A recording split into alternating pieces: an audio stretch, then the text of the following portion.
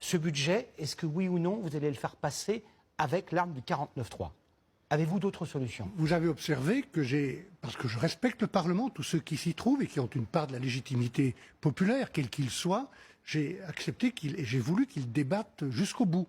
Je n'ai pas fait de 49.3 tout de suite pour couper la discussion.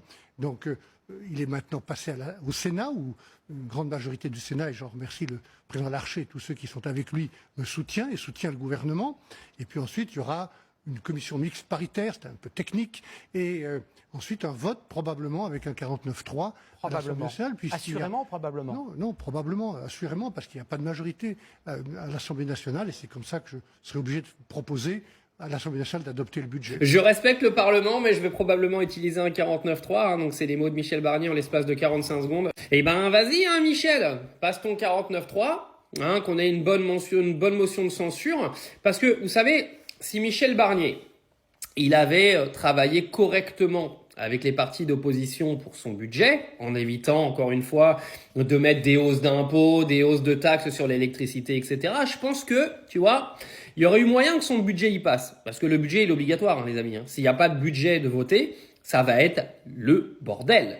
Parce que les marchés financiers, ça va être le dawa, parce qu'ils vont pas comprendre pourquoi c'est autant le bordel. Donc autant vous dire que ça va être le chaos.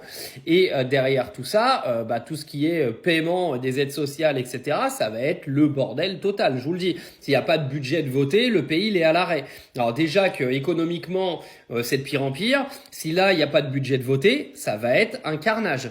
Mais ça, c'est de la faute des gouvernements qui sont en place. C'est-à-dire aujourd'hui, vous avez un mec qui est là complètement illégitimement. Il a rien à faire là. Personne lui a demandé d'être là. Et il a bien été aidé par Jordan Bardella et le RN pour être là où il est aujourd'hui. Et aujourd'hui, il est menacé par Jordan Bardella et le RN. Parce que la motion de censure, de toute façon, elle sera votée par la gauche.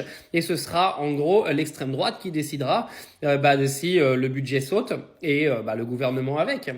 Alors, affaire à suivre. Par contre, les 49.3, il y en a ras-le-bol. Et moi, j'avoue que si Barnier utilise un 49.3 pour son budget, ça veut dire qu'il n'a pas réussi à convaincre les partis d'opposition, dont le RN, qu'il l'a placé là où il est aujourd'hui. Eh ben, je suis désolé, mais il n'a plus rien à faire là, du coup.